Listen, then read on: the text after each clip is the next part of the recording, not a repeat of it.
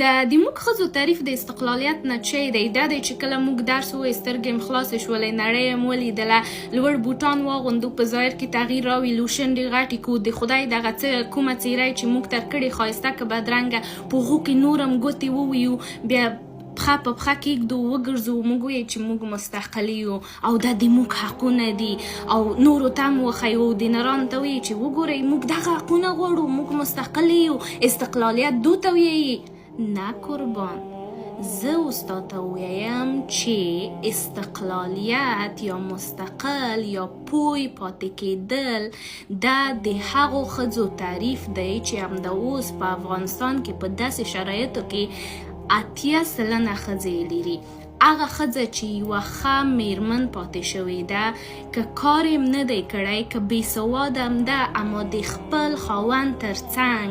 د کور مدیریت یې ښه کړی دی ښه اولاد یې روزلی دی ښه تربیه یې خپل اولاد ته ورکړې د خپل خاوند فاینانشلي برخه یې ښه صحیح مدیریت کړې ده د خپل خاوند تر څنګ که هغه بیرون دی دا د کور دننه هر څه ته متوجه ده سلیقې ته متوجه ده د کور سلیقې نه یې ښکاري د دې د سلیقې نه ښکاري د اولادو د تربیې نه ښکاري هغه ښځه مستقله ده هغه ښځه پوی ده سواد یوازې دا نه دی چې ته صرف کتاب ولولې ډیګري واخلې استقلالیت یا مستقل کېدل یوازې دا نه دی چې زه په ظاهر کې تغییر راولم پښه په پښه واړوم او بیا یو نر ته ووایم چې زه مستقله یم ما درس ویلی دی او دا د ما حق دی نو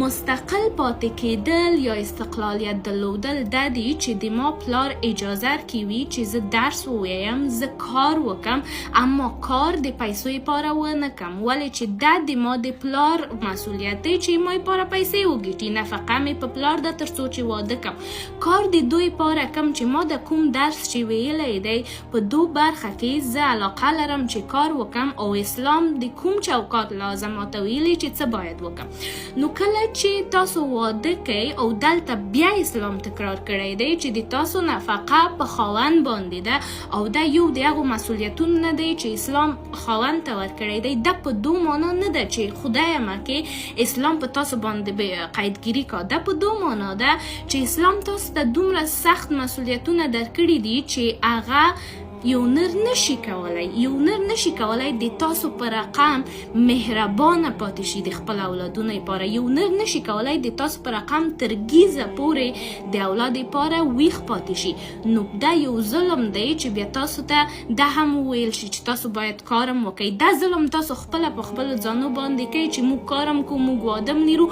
او بیا